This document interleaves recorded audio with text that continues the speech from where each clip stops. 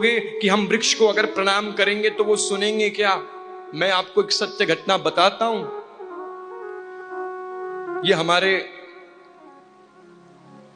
प्रातः स्मरणीय पूज्य श्री हरि बाबा जी महाराज हैं। आप देखिए इन्हें। और बांध धाम एक स्थान है यहां अनूप शहर के पास में, मुरादाबाद के पास में, बांध धाम गवा। क्या नाम है? बांध धाम गवा। देखो, और उसी बांध धाम पे हमारे श्री ये हरि बाबा जी महाराज अपने भक्तों को कथा सुनाया करते थे। तो कथा सुनाते सुनाते किसी दिन वृक्ष के नीचे ही बैठे थे हमारे महाराज जी, और हमारी सरकार जिस वृक्ष के नीचे बैठे थे कथा सुना रहे थे, उसी वृक्ष पे कुछ फल थे, छोटे छोटे जो फल होते हैं ना, जो गिर जाते हैं, जमीन पे गिर जाते हैं, जो एकदम पीले रंग के हो जाते हैं, चिपचिपा कर देते हैं, जमीन को गंदा कर देते हैं, रस निकल आता है उनमें से, एकदम छोटे होते हैं वो।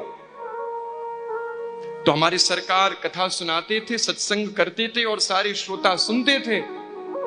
तो हमारे महाराज जी के भी कभी कभी ऊपर आके वो फल गिर जाते, उनके बगल में गिर जाता, गंदगी हो जाती, महाराज जी को कष्ट होता। और सारे भक्त जब सुनते कि हमारे सरकार को कष्ट हो रहा है, तो सरकार से निवेदन किया कि प्रभु आप अगर कहो तो आपके निवेदन से इस वृक्ष को ही कटवा देते हैं। आपको इस स्थान में बैठ करके कथा करने में कितना आनंद आता है हम देखते हैं महाराज, लेकिन आपकी अगर अनुमति हो हे सरकार तो इस वृक्ष को हम काट देते हैं।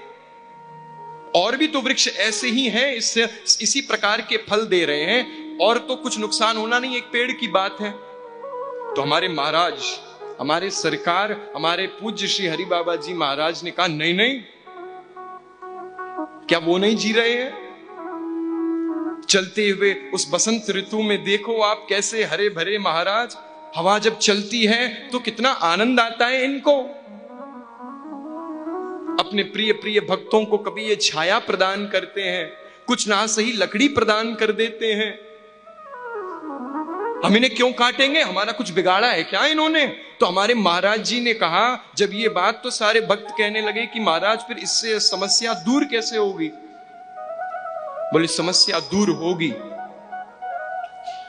ये सजीव हैं, इनसे निवेदन करो, इन्हें प्रणाम करके इनसे विनती करो आप। तो आप यकीन नहीं मानेंगे, सारे भक्तों के साथ हमारे पूज्य सरकार श्री हरि बाबा जी ने उस वृक्ष देव से विनती करी है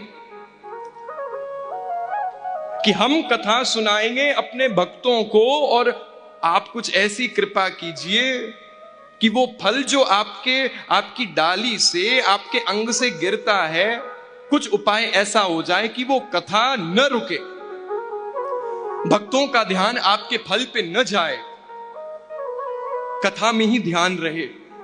तो वृक्ष देव ने गोविंद की कथा हेतु, प्रभु की कथा हेतु ऐसी कृपा करी कि उस दिन से उस वृक्ष में वो फल ही नहीं उग रहा है महाराज। प्रेम से बोलो।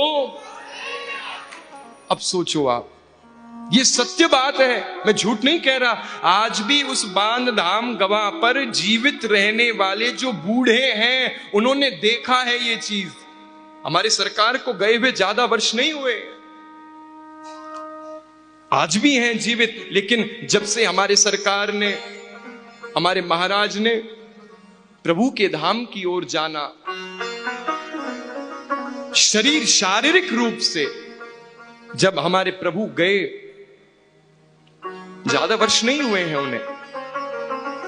तो मैं क्या कह रहा था, वृक्षों को बिल्कुल न काटें। पृथु महाराज हमें यही संदेश देते हैं कि ये पृथ्वी हमारे लिए मां समान है, और उस मां में विराज रही जो प्रत्येक प्रकृति की निशानियां हैं, वो हमारी मां के ही अंग स्वरूप है। उनमें से एक है वृक्ष। वृक्षों को न काटिए, हो सके तो पीपल के पेड़ पर हर शनिवार तिल का तेल हम अगर चढ़ाएंगे तो शनिदेव प्रसन्न होते हैं। इन वृक्षों से हमें अनेकानेक लाभ हैं, काटने से कोई लाभ नहीं होगा।